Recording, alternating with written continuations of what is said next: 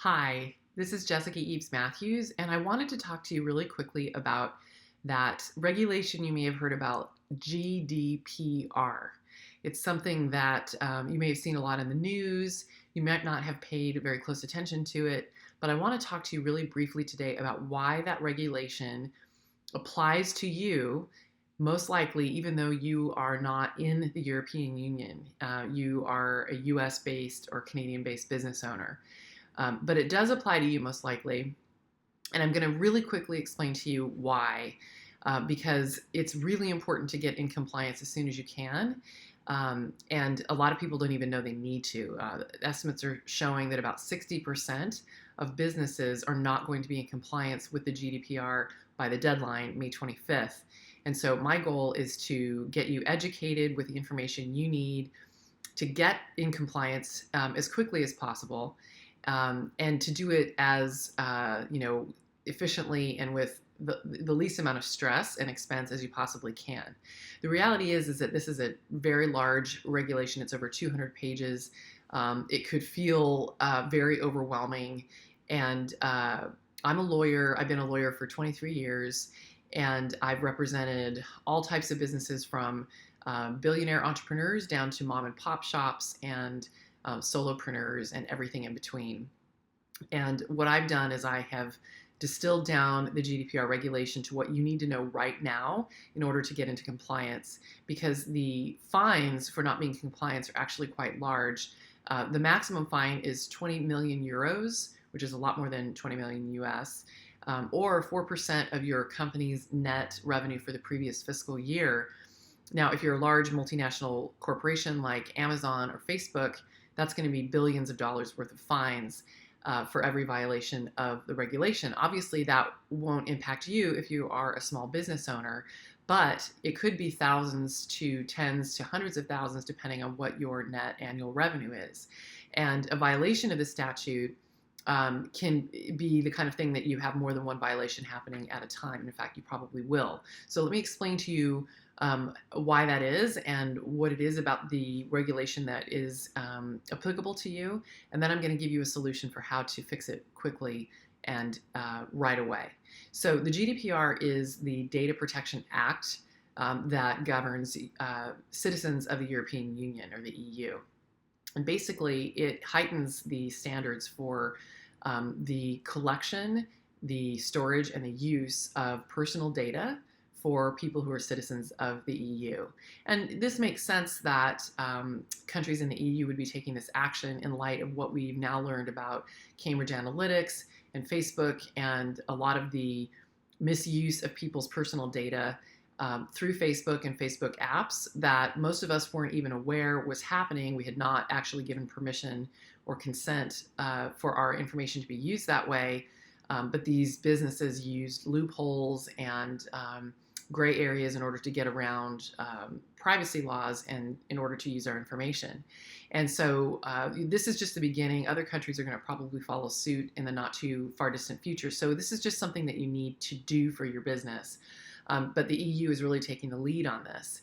And it governs anybody's basically control or processing of personal data of EU citizens. And so you might think, well, I don't fall into those categories, but let me explain to you how you probably do. Processing under the GDPR is defined as the collection, the storage, or the use of personal data. And so collection could be as simple as if you have an opt-in box on your website and you encourage people to sign up for your newsletter, or maybe you offer some type of discount or free gift, like access to a free webinar, a free white paper or report of some kind that helps people get to know you as a business. It also helps build your email list. It's very common to see that. That is the collection of personal data because they're giving you their name and their email address. So if you do that, then you are governed by the GDPR if people from the European Union are opting into your list. You are also collecting data by people even just visiting your website, because pretty much every website in the world uses cookies. And if you're using Facebook advertising or Facebook pixels or retargeted marketing of any kind, there's an automatic collection of personal data that goes on when using those types of systems. And so even just the act of a person who is a EU citizen visiting your website triggers the coverage of the regulation, the GDPR regulation. And so the likelihood is that you are governed by it. And just the chance that somebody from the EU could visit your website really means that you should be in compliance, just so that you don't find yourself in violation of it by accident. So that's collection. Storage of the information is also going to put you under the governance of the GDPR. And storage is if, say, you collected somebody's email address, now you're keeping it in your email database or your CRM system. So if you are keeping somebody's personal information, then again, the GDPR applies to you. Then if you're using the information, so if you're sending an email out to those email addresses, that's use of that personal information. Or if you're using the information in order to do targeted marketing or ad campaigns on Facebook, that's also use of the data. And so you can see that pretty much any business in the US or Canada could fall under the governance of the GDPR. So unless you're geo-blocking your website so that people from certain parts of the world cannot access it, which I don't think is really even possible for most of us to do, the likelihood is always there that somebody from the EU is going to visit your website. The only type of company that I could imagine that wouldn't apply is somebody that's a very local business, like a restaurant, and the only reason someone would visit their website is, if they're ordering food to be delivered locally.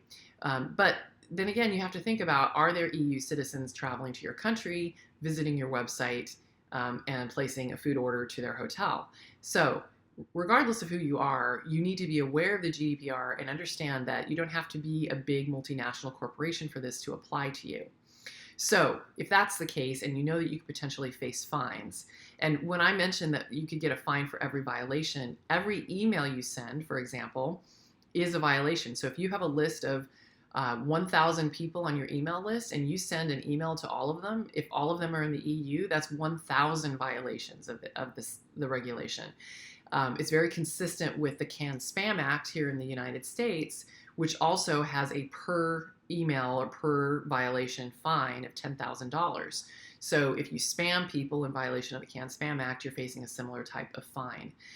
So it's really important for you to make sure that you don't set yourself up for this type of fine in your business. So what do you need to do?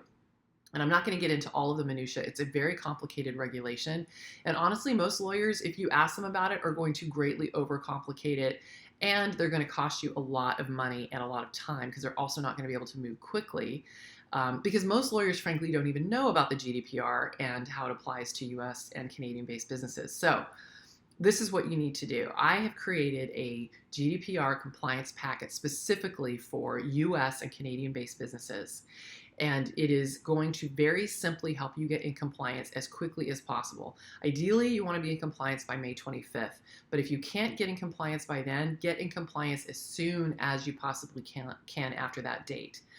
Because the reason it's important is because it's not that there's going to be like a band of roving GDPR compliance police officers roaming the planet, raiding small businesses in San Diego, California, and shutting them down for using EU citizens' data without consent. That's probably not going to happen to you. But what is likely to happen is that because people are so protective of their privacy, and EU citizens are quite aware that this regulation is coming into play on Friday, they will likely complain about you, which means they will lodge a complaint, and they'll report you to the enforcing body for the GDPR in Europe. And once you're on their radar, then they probably will begin to investigate you. And so you do not want to be in a position where you're actually making people on your email list angry, so they want to report you, and you end up investigated and facing fines. So the very best thing you can do is quickly get in compliance. And there is a way to do that in a relatively easy manner. I've created a GDPR compliance packet. It's inexpensive. It's going to be quick to apply. And then I have a private Facebook group that I will have you join after you purchase the packet. Because the regulation is more complex than you need to deal with this week, there are other things you need to know. There are other things that you need to have in place in your business.